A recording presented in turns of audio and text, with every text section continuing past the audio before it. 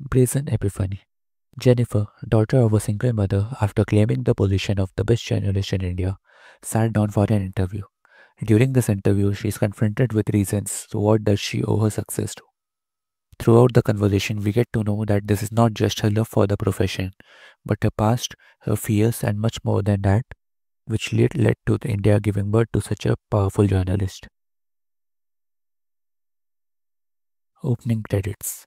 This is Brazen Epiphany, directed by Abhishek Chaudhary, music composed and directed by Alicia Grass, featuring Jennifer James in the role of Jennifer, with performance by Trevor DeCosta, Brian Francis, Kushagra Goel, Aaron Pereira, Ujjwal Chakraborty, Monish Meher, Aldrin Rigo, Steve Rodrigo, Justin Enoch, Celine Fernandez, Devanshi Singh, Shubham Thorat, Pratik Lomte, and Jyotsna Nair. Together they bring to life a story of courage, loss, and the pursuit of truth. Brazen Epiphany. The journey begins. Epigraph. Dear Jen, if I don't make it back, live your dream without fear. It will be tough and many will use me as an example. But remember, your father didn't come back because he wanted to make a change in the world. Prologue. The country that made her. India is crowded with stories. Some of them break the surface, some of them break the storyteller. Jennifer, daughter of a single mother, claimed her place among the best journalists in the nation. She did not arrive there on talent alone. She brought her past, her scars, her fears, and the stubborn, brilliant defiance that turned all three into power. On the day we meet her, she sits down in the interview that will reveal more than us than resume ever could. The questions were simple, the answers were not. Chapter 1. The Chair and the Questions. Two interviewers enter, measured voices, practiced courtesy, and notebooks ready. First interviewer Trevor, second Pushak. Trevor, good evening, ma'am. Pushak, good evening. Jennifer, hello. Hello, I am Trevor, and I am Pushak. Nice to meet you both. We are here to take your interview, Jennifer. Our first question is, what was your father's influence in your career? The air shifts, the future always arrives by stepping on the past. Chapter 2. The Father's Shadow. Jennifer, journalism was a hard path to pave, especially after my father's death. It was a very unfortunate incident. Now, in father's voice, Dear Jen, just know this. If I don't make it back, I want you to live your dream without fear. It will be tough. Many will use me as an example. But remember, your father didn't come back because he wanted to make a change in the world. Some letters are less written than engraved. Her voice returns to the room, steady again. Chapter 3. The Hope That Sounds Like a Pride. Pushag. I'm sure your dad must be really proud of you. Jennifer. Yes, I hope so too. Grief is a language. Hope is in its accent. Chapter 4. First voice, then words. Trevor. What was your greatest fear you had to overcome during your childhood? Jennifer. Public speaking. Back in the school, I was mocked constantly.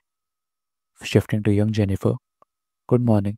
Today, I will share my views on democracy. Democracy is, democracy is for people, by the people, and the sentence breaks. The girl does not. Years later, the pause becomes the breath control. The sting becomes the steel. The room that laughed becomes her audience. Chapter 5. The Cost of the Newsroom. Pushak. What about politics that happen in your field? Jennifer. It's why I began freelancing, because of what happened at my old workplace. It wasn't healthy, I couldn't be part of it anymore. Sometimes integrity is not in the code, it is a room you walk out of and never return to. Chapter 6. Tuesday Night. The door opens, uninvited voices carry careful urgency. Unknown man. Ma'am, we are here about Tuesday night's incident. Jennifer, what about it? We need you to cancel it. I'm sorry, who are you? That doesn't matter. Please just review this. No, leave. Leave now. They are gone, but the question they brought remains. The room is quiet enough to hear her decision form. Chapter 7. The line you do not cross. Jennifer. Security. Security guard. Yes, ma'am.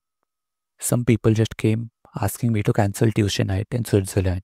I want that work done. Trevor. Ma'am, it's not right.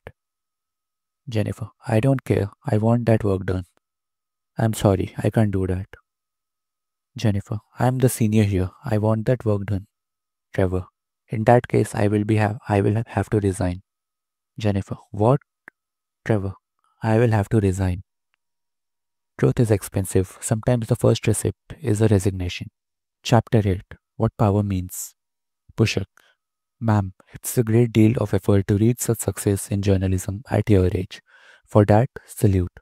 Jennifer, thank you. Mother's voice. Get up, Jenny. If you stay lazy, you will never get anywhere in life. Ambition isn't an elevator. It is a staircase that you are told to climb before dawn. Chapter 9. India and the weight of a name. Jennifer's story is not about the profession. It is about a country that tests the mettle of its daughters and a daughter who answers with metal refined. It is not only her love for journalism that brings her here, but the pressure of loss, the choreography of fear, and the ordinary miracles of persistence.